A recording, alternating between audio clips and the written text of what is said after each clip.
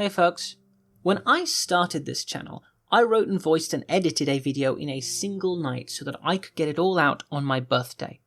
I forgot that, at the time, I had a blue light filter app on my laptop, which meant that all the colours were wrong while I was editing, leaving me with a blue background instead of a purple one. I was initially very proud of that video, and in some ways I still am. It's the video that got everything going, and without that original colour mistake, I probably would never have sundered the blue background for the pink. Without that original upload, who knows where we'd be. However, I've learned a lot over the following few years, and with every passing year I have felt an itch to revise this video to create something newer and better. For years I have been tempted to rework that video, to use my new expertise gleaned over extra years of writing, fix my own mistakes, and set the record straight. This video has been a long time coming. That old video will eventually become unlisted someday, but for now it will stay up with the link to this one because somehow it still draws some clicks. So without further ado, let's get into the video. In the old video, I waffled on a bit longer than I should have on this subject. Grammar and spelling are incredibly important to making your story legible and therefore enjoyable. Believe you me, a wall of text is one of the few ways a story can immediately make me click off. To avoid these kinds of problems, I suggest you read out the words that you write to yourself. This is a surefire way of increasing the amount of errors you catch in your own writing. It is not totally foolproof. Oftentimes, while reading, we can accidentally gloss over a mistake as we get caught up in the narrative. However, it's still a useful tool. I also suggest, as before, that you use a spell checker and a dictionary. Some of these features are already built into Word if you use it. There are analogous features in Google Docs. Some computers like my old Mac, featured in an old video, actually had built-in dictionary apps. Now that is one thing I do miss about using a Mac. My new suggestion is that you should also get a proofreader or a beta reader. Having someone else read over your work and provide criticism allows you a second opinion. It's like reading out the words that you write yourself, except someone else is doing it. Their unfamiliarity with the text will make them more likely to catch things you'd miss. One thing I said in the old video that is still absolutely true is that fics that use canon characters are more likely to get hits than fics that use original characters. Yet again, however, that is no reason to not write original characters into your fanfictions. When writing characters from the canon, you can rely on the context of the show to inform your reader. This means you don't have to put as much effort into descriptions of that character. It can also get away with just introducing them by name. It's a fanfiction. They know who this character is.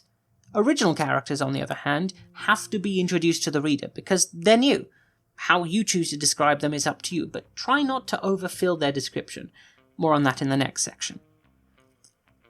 In the old video, I made an assertion that writing characters from the canon can be more restrictive than writing original characters because you have to rely on their original narrative potential. I no longer agree with this assertion. While I do like to work with a canon character's baseline potential as much as possible, that is not all there is. AU stories alone find all sorts of ways of getting characters who would not normally engage with a particular situation to engage with it in a way that the author wants. Ultimately, the simplest story premise is character plus situation plus opportunity for change. Whether that is a character you made or a character from the source material is, when it comes to fanfiction, immaterial where story potential is concerned.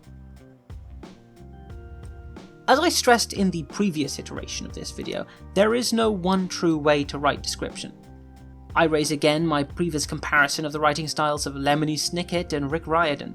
However, there are some rules to be followed, because description bears a heavy burden. How you write your descriptions and in what scene decides the pacing of that scene. A scene with description that is fast-paced with short sentences is going to be a fast-paced scene. In contrast, a scene with slow-paced description, with long sentence lengths and complex words used will be a slow-paced scene.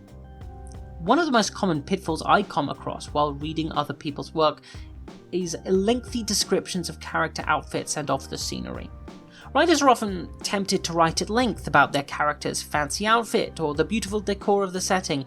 While these descriptions can be beautiful, they almost always massively slow down the pace of a scene and are largely extraneous. It is important to leave some things to the imagination of the reader. bringing a story to life is a collaboration effort between you as the writer and your reader and their imagination. Make sure to feed that imagination by leaving them blanks to fill, and be sure to not overfeed that imagination with miles and miles of wall of text. In the old video, I had a principle called the two-purpose rule that stipulated that any description I put into a story had to hold two purposes. This helped me a little, but I have since abandoned it. The thing it achieves, that is more successful when focused on alone, is the economizing of your descriptions. Well-economized descriptions that include very little extraneous detail, that tell you everything you need to know and no more, tend to be, in my opinion, the best kind of description. I'm already working on a whole video all about economizing descriptions writing, a principle I've borrowed from my study of poetry. That should be coming out soon. In the last iteration of this video, I left you with an exercise, an instruction to watch a scene from a story that you like and write it in your own style. The purpose of this was to encourage practice of descriptions that you could then analyze against the original piece to decide what is best left out and what is best left added in. While I still stand by this exercise, I'm also able to propose another. Consider common metaphors that you are familiar with. The problem with using these cliched idiomatic phrases like a broken heart or butterflies in your stomach is that they have become reified. They are no longer true metaphors, but have instead become the thing that they were attempting to help you visualize. When you read them, you do not imagine them as the metaphors they are. Go through these cliched idiomatic phrases that you are familiar with these familiar metaphors, and try and write a new metaphor describing your experience of that emotional sensation. Do not draw on old metaphors for this exercise. Instead, invent entirely new ones based merely on how it feels for you. The first person to write butterflies in my stomach did so because they felt like their anxiety felt like butterflies in their stomach. So what precisely does your anxiety feel like to you? To me, it's always felt like having a lead balloon in your stomach, but to each their own. In the last video, I said something I no longer agree with. I do still agree with the principle that struggle and conflict is necessary for a story. However, I foolishly said that a character who never develops must be poorly written.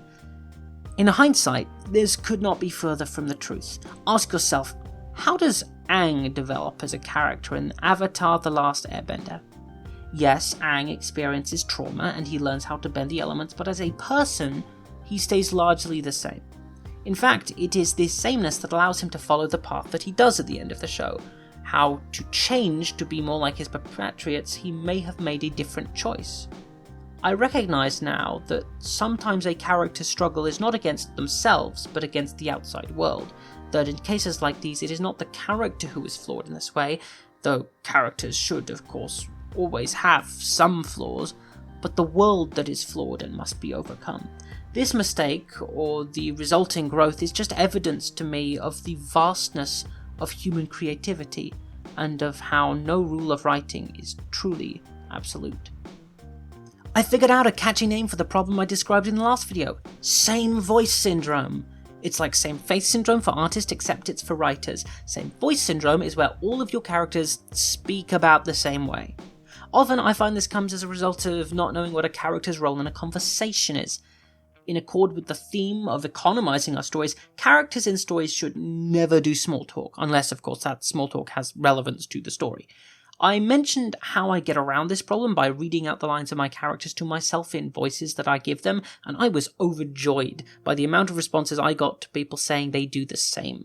I guess we all get to sit here and be mad together, typing away in front of our computer screens. Ultimately, the importance of writing character dialogue is this: the character must be in your head. You must understand their response to the situation you have put them in. Once you know them well enough to know that, you can then simply write it. And that's that.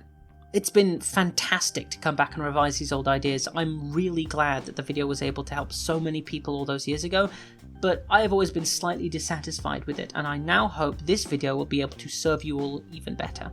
Rest assured, more videos are on the way. I already mentioned one, in fact. On top of that, I have launched a second channel for gaming. It has no videos yet, but if you'd like to stick around for more of my brilliant personality, there will be more of it over there. The link is in the description.